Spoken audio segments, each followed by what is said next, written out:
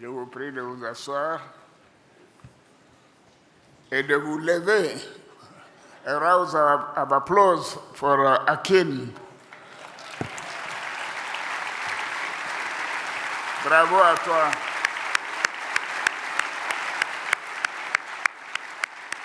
Bravo, bravo, bravo.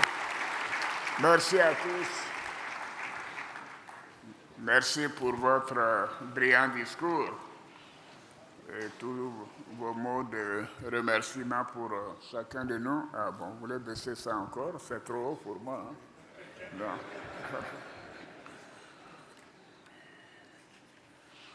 Excellence, Monsieur Azali Assoumani, président de l'Union des Comores, chers frères, chers amis, Excellence, Monsieur John Dramani Mahama, président de la République du Ghana, mon jeune frère, la Côte d'Ivoire et le Ghana sont des frères jumeaux. Et j'appelle affectueusement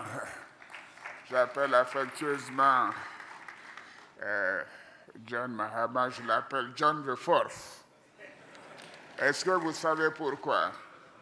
Parce que John the First, c'était Jerry John Rawlings. John the Second, c'était John Kufuor. John the Third, c'était John Atta Mills.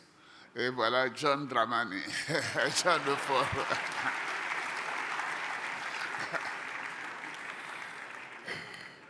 Excellence, Monsieur Joachim Chissano, président de la République ancien président de la République de Mozambique. Excellence, Messieurs les vice-présidents, Premier ministre et chefs de gouvernement, représentants des chefs d'État des pays frères, Monsieur le Premier ministre de la République de Côte d'Ivoire, chef de gouvernement, Madame et Messieurs les présidents d'institutions, Madame Niale Kaba, ministre de l'économie, du plan et du développement de la République de Côte d'Ivoire, présidente du groupe du Conseil des gouverneurs du groupe de la Banque mondiale, de la Banque africaine de développement, qui est notre banque mondiale en fait, la Banque continentale. Monsieur le Président du groupe de la Banque africaine de développement, chers amis, chers frères Akin, Mesdames et Messieurs les ministres, Mesdames et Messieurs les gouverneurs du groupe de la Banque africaine de développement, Mesdames et Messieurs les chefs des organisations internationales et des partenaires au développement, Mesdames et Messieurs les représentants des organisations internationales, Excellences, Mesdames et Messieurs les ambassadeurs et membres du corps diplomatique, Mesdames et Messieurs les représentants de la haute direction de la Banque africaine de développement, Mesdames et Messieurs les représentants du secteur privé qui sont nombreux ici et des organisations de la société civile également, Mesdames et Messieurs les journalistes, honorables invités, Mesdames et Messieurs, Akwaba à toutes et à tous, bienvenue aux assemblées annuelles 2025 du groupe de la Banque africaine de développement qui se tiennent à Abidjan, notre belle capitale, du 26 au 30 mai 2025. Je voudrais, pour commencer, réitérer à mes frères et amis chefs d'État mes chaleureux remerciements pour votre présence à Abidjan. Surtout mon frère Azali, ce n'est pas un voyage très facile et je suis reconnaissant que vous ayez pris le temps de venir nous soutenir, ainsi que mon frère Chissano. Je sais que quant à Mahama, il est chez lui ici en Côte d'Ivoire. Merci d'être là, chers frères. Je voudrais également saluer la présence des vice-présidents, des premiers ministres, chefs de gouvernement, des hauts représentants des États membres, des responsables des institutions partenaires et des acteurs du secteur privé. J'adresse tout particulièrement mes félicitations à la ministre Nyale Kaba. Nyale, lève-toi. Voilà. Merci. Qui est le gouverneur du groupe de la Banque africaine pour l'excellente coopération entre la Côte d'Ivoire et la BAD et pour l'organisation réussie des assemblées. Akin indiquait tout à l'heure tout ce qui a été fait pour notre pays, mais je voudrais non seulement le féliciter, mais dire qu'avec Nyale Kaba, vous avez formé un très très bon couple. Bien que Grâce soit là, je peux le dire. Grâce est ma sœur et mon amie, elle comprend ce que je veux dire. Je voudrais également féliciter Akin pour son engagement en faveur du développement du continent. Tout ce que vous nous avez montré ici parle pour chacun de nous et vraiment nous montre à quel point vous avez dynamisé la banque. Et je voudrais vous dire à nouveau félicitations, mon cher frère et cher ami. Toutes mes félicitations.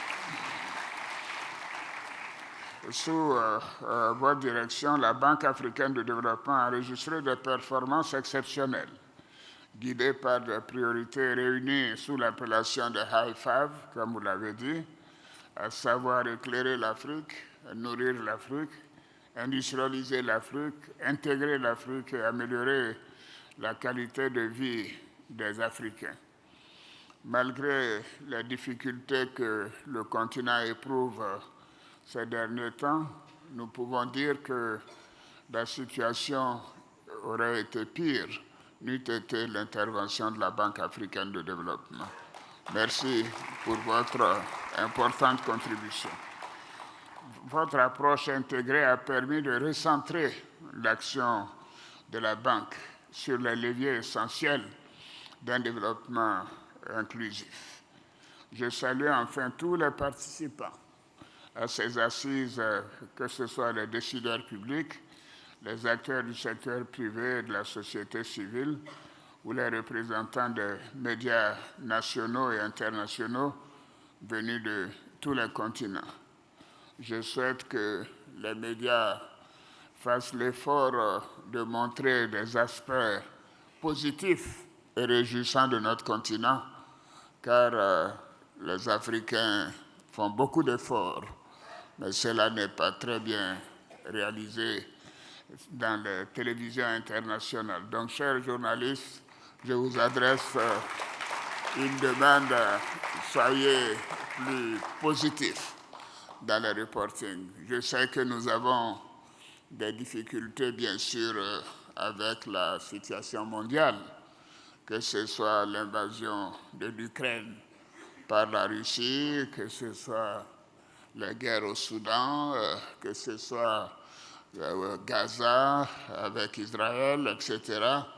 Mais l'Afrique a besoin d'encouragement et de quelques bonnes nouvelles. Nous comptons sur vous. Et ici, donc, c'est le lieu de donner toutes les bonnes nouvelles et les bonnes performances de la Banque africaine de développement et de les encourager. Excellences, honorables invités, Mesdames et Messieurs, la présente Assemblée annuelle se tient dans un contexte mondial caractérisé par des défis complexes et majeurs. Les conflits géopolitiques que je citais tout à l'heure, en Europe de l'Est et au Moyen-Orient, l'intensification, en fait, ils essaient d'être polis en ne disant pas l'invasion de l'Ukraine par la Russie et les problèmes du Gaza et d'Israël. Ce sont des faits, ce sont des guerres, et nous devons les nommer en tant que tels. Et dire que l'intensification des phénomènes climatiques également extrêmes, le resserrement des conditions financières, la baisse de l'aide publique au développement ainsi que les tensions commerciales accrues depuis le début de l'année contribuent à créer un environnement profondément instable où les fondements même du multilatéralisme sont fortement remis en question. Et cela est beaucoup plus grave, comme le disait le président Adesina, pour les pays les plus fragiles.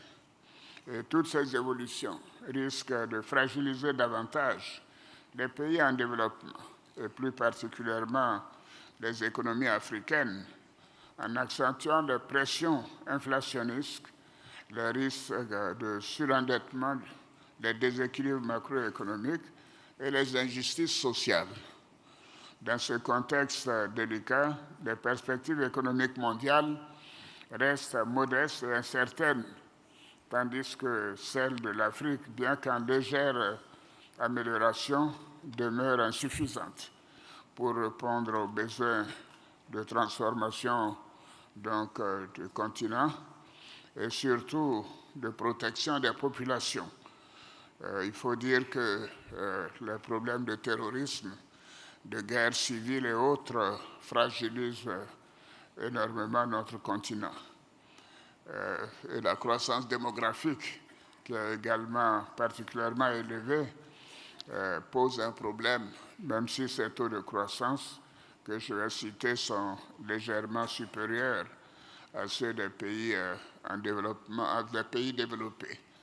Parce qu'en réalité, la différence représente l'augmentation supérieure de la population par rapport aux pays industrialisés.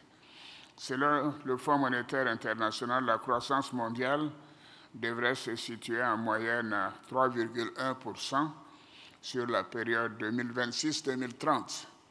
En Afrique, la croissance devrait s'accélérer légèrement, passant de 3,3% en 2024 à 4% en 2026. Bon, cette différence est absorbée par la croissance importante de la démographie sur le continent africain, ce qui fait que la pauvreté continue de s'accroître dans de nombreux pays africains.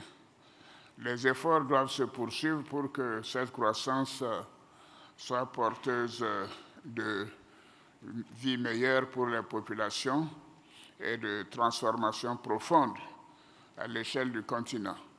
Cela nécessite des investissements massifs dans les secteurs sociaux et une mobilisation stratégique des leviers de croissance, en particulier le capital humain, les ressources naturelles, les capacités financières et commerciales et bien sûr l'innovation.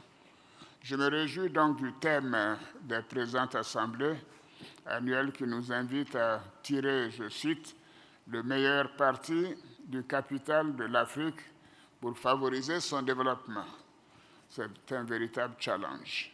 Ce thème nous donne ainsi l'occasion d'échanger sur les réformes et les politiques à mettre en œuvre pour permettre au capital humain, naturel, financier et commercial de contribuer efficacement à la transformation structurelle des économies africaines. Excellences, honorables invités, mesdames et messieurs, je ne serai pas aussi éloquent que mon jeune frère Akin, mais je voudrais insister pour dire que l'Afrique dispose d'un potentiel remarquable, porté par une population jeune et talentueuse, des ressources naturelles et minières abondantes, des opportunités d'investissement attractives et des perspectives économiques prometteuses. Avec un tel potentiel, on peut se poser la question pourquoi cette lente transformation socio-économique du continent. Et cela demeure un paradoxe. J'ai dit tout à l'heure que la croissance démographique est donc une des contraintes, mais également une meilleure valorisation du capital devrait donc permettre de libérer le potentiel de développement et accélérer la transition vers des économies plus inclusives, plus vertes et plus résilientes. Tout à l'heure, le président Chissano me disait qu'il a été impressionné en approchant le territoire ivoirien de voir tant de verdure de l'avion. Et je lui ai dit, mais écoutez, c'est parce que le gouvernement, et je félicite le Premier ministre, met l'accent sur le tree planting. Nous avons chaque année une journée dédiée à planter un arbre pour chaque citoyen. Et cela depuis 10 ans, et cela commence à porter des fruits. Donc je félicite les Ivoiriens d'être disciplinés à faire cela.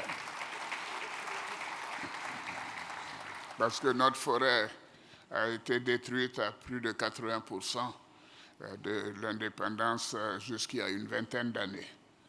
Par ailleurs, je suis heureux de constater que le thème des assemblées couvre également des domaines transversaux, tels que le progrès technologique, élément moteur essentiel de la croissance de la productivité et de la valorisation du capital.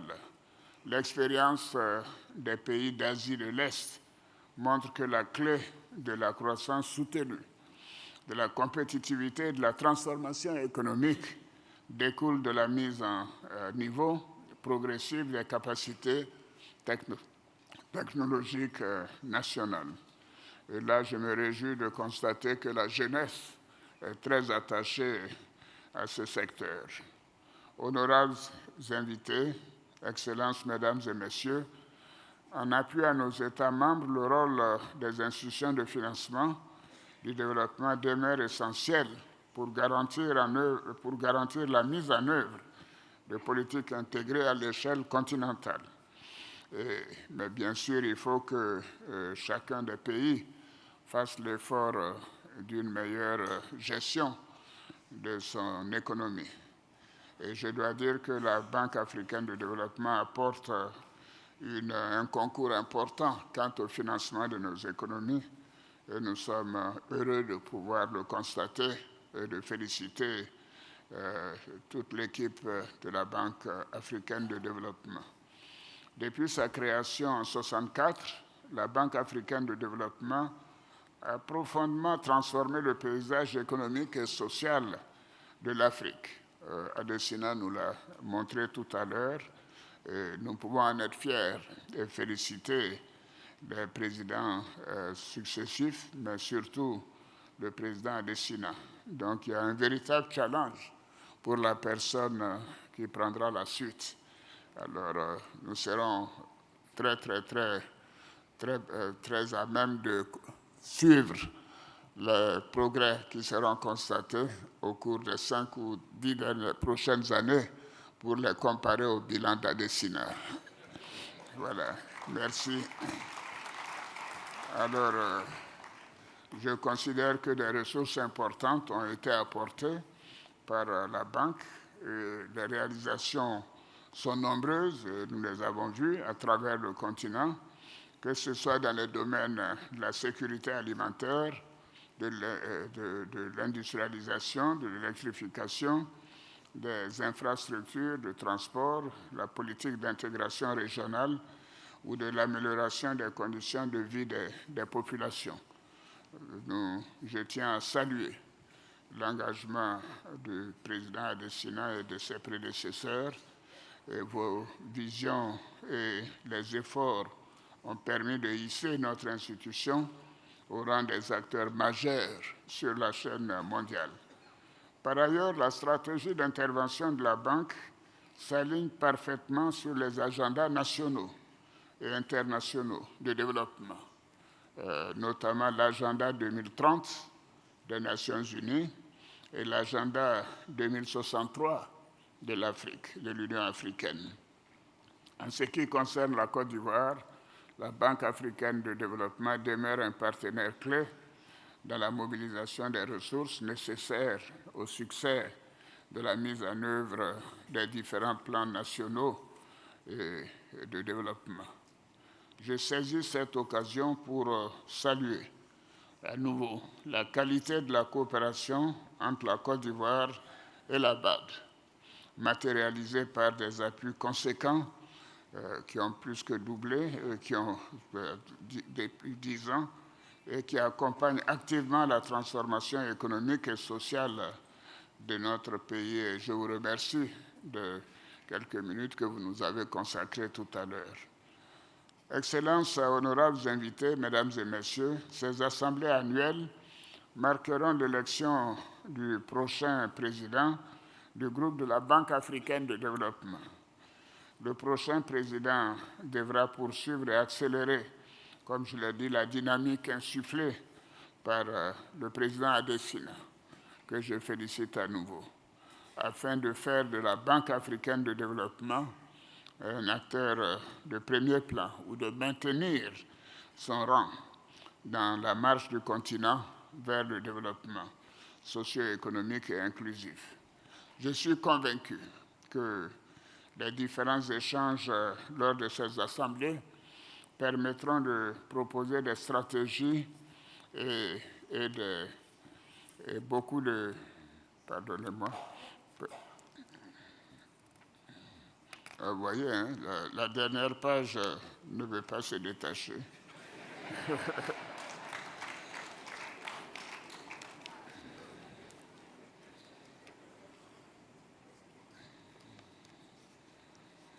Pourtant, c'est moi qui ai écrit le discours jusqu'à 4 heures du matin. Bon, mais écoutez. Ah, c'est la dernière page. Bon, mais donc, voilà, c'est la dernière page.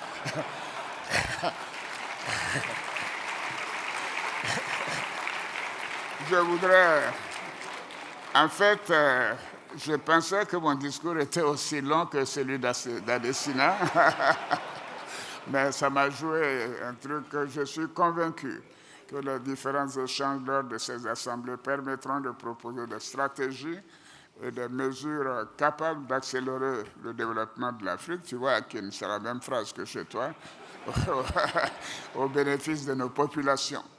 Et je voudrais vraiment terminer en disant que nous sommes très fiers d'abriter la Banque africaine de développement. Merci au président, merci au conseil d'administration, au conseil des gouverneurs, et merci à tous les invités de nous honorer et de venir nous soutenir. Nous sommes très reconnaissants et nous ferons tout pour que la banque continue d'être un instrument au service du continent africain. Merci beaucoup. Je déclare donc ouvertes les assemblées annuelles 2025 du groupe de la Banque africaine de développement. Grand merci à chacune et chacun de vous.